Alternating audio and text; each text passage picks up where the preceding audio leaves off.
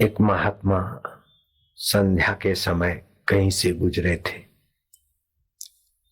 कुछ पुरानी घटना है तो देखा कि बड़ा उत्सव हो रहा है, लेकिन उत्सव कुछ विचित्र लोगों का है।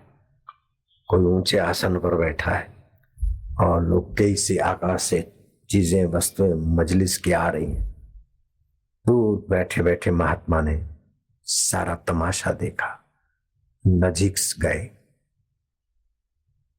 तो उस मजलिस का रखे वाला लोग जो थे उन्होंने रोका, हे महाराज, तुमको डर नहीं लगता क्या? मौत से तुम खेलने आए हो? बोले मौत क्या? बोले मजलिस हो रही, इधर आओगे प्राणों से हाथ धोना पड़ेगा। बोले मजलिस में मौत होती?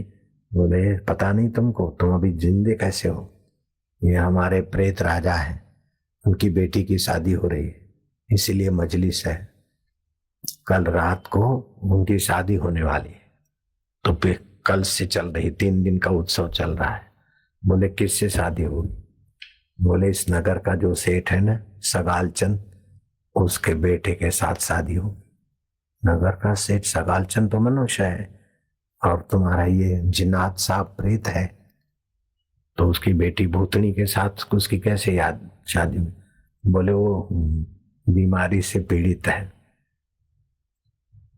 टीबी से, और मरेगा, प्रेत होगा, और इसीलिए मजलिस हो रही है। सगाल चंद का नाम तो सुना है, उसका बेटा टीबी की बीमारी से ग्रस्त है और मरेगा, फिर प्रेत होगा, और तुम्हारे प्रेत राजा की कन्या से उसका विवाह करोगे? बोले हाँ, वो बड़े आदमी का लड़का और बड़ा आदमी, तो हमारे में ऐसे ही होता है। श्यामदास, नवल शाह, साकरचंद परंपरा वाली पीढ़ी, और उनका लड़का प्रेत हो। श्यामदास महात्मा चकित हो गए, वापस लौटे। नगर में जांच किया, नवल शाह, सगालचंद वाले कहाँ है? घर बताया। क्या तुम्हारा साकरचंद बेटा भी है? बोले है। क्या टीबी से ग्रस्त है? बोले हाँ। डॉक्टरों ने जवाब दे दिया है, आखिरी श्वास गिन रहा है। बोले चलो कोई भी परिस्थिति है उसका सदुपयोग करो, मेरे से मुलाकात करा दो। बोले महाराज चलिए, उसे जीवित कर दीजिए। बोले जीवित हो चाहे ना हो, फिर भी भविष्य मंगलमय तो हो। साकरचंद को देखा, जवानी में शादी विवाह के पहले ही दुश्चरित्रता के कारण मिली हुई योग्यता, मिला हुआ यौवन, मिली हुई सत्ता, धन का दुरुपयोग करके विलासी होने के कारण धातु क्षीणता आ गई। अब आखिरी क्षण है, उल्ला उल्ला कराओ, हाथ पैर धुलाओ, बाएं कान में उंगली डालो, दाएं कान से भगवान नाम मंत्र दे दिया। बोले अब प्रारब्ध तीव्र है, पानी आगे निकल चुका है, निकला हुआ तीर तीर वाले के हाथ में नहीं रहता।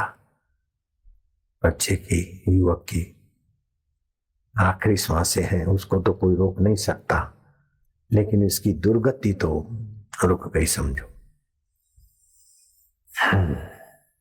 श्यामदास महात्मा ने लंबी सांस ली, कुटुंबियों को कहा थोड़े से अलग हो जाओ। नवल शाह के बेटे साकरचंद के कान में मंत्र दे दिया, अभी जो वक्त है इसका सदुपयोग कर, जप चालू कर। मैं भगवान का हूं, भगवान मेरे। जो बीत गया मैं पापी हूं ये मत सोच, मैं बड़ा हूं छोटा हूं ये मत सोच, मैं चैतन्य स्वरूप आत्मा हूं, परमात्मा का हूं, बस ये चिंतन कर। ओम शांति, ओम प्रभु, राम राम हरि, जो भी नाम प्यारा लगे, नाम लेने में भगवान की सत्ता काम कर। महात्मा गए, कुछ ही देर में लड़के की मृत्यु हो गई। श्यामदास महात्मा इरादे के पक्के थे, कुछ कोस चल के जाना पड़ता था। कुछ कोस माना 1 कोस में 2 मील होते, 2 मील बराबर 3.25 किलोमीटर लगभग।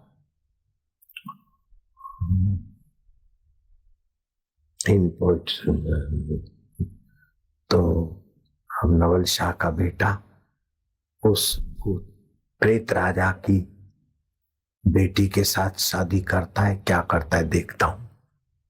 वहां गए तो देखा सारी मजलिस अंधाधुंधी में बदल गई। प्रेतराज पड़ा है, यह गाना बजाना नाचना कूदना सारा गायब। श्यामदास नजीक गए, बोले क्या बात है, हम शादी देखने आए। अरे बोले शादी वादी कुछ नहीं, सब गड़बड़ हो गया।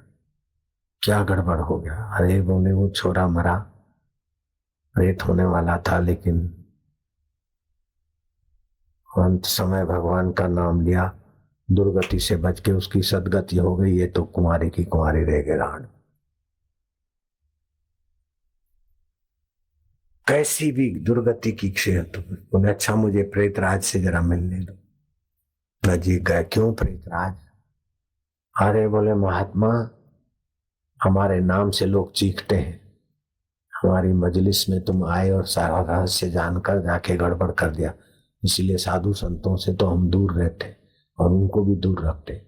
हमारे चौकीदार ने बेवकूफी की, तुमको बता दिया और तुम जाकर लड़के को मंत्र दीक्षा देकर प्रेत योनि से बचा दिया। अरे बोले क्या बड़ी बात है, संतों के पास तो भगवान का ऐसा ज्ञान होता है कि जन्म मरण से दुखों और पीड़ाओं से बचा देते हैं, तो तेरी प्रेत योनि की क्या बड़ी बात है। अब बोलो प्रारब्ध बड़ा कि पुरुषार्थ बड़ा? यहाँ पुरुषार्थ बड़ा साबित होता है।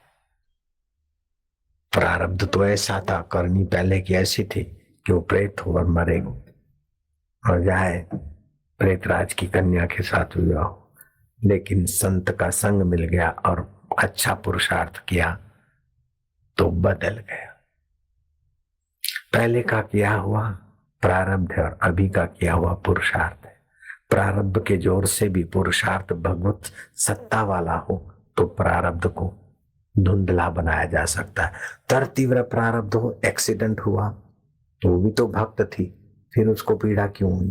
तर तीव्र प्रारब्ध था, फिर भी पीड़ा के शरीर की पीड़ा मन पर, बुद्धि पर, सोम पर नहीं लगी, ये उसका पुरुषार्थ था।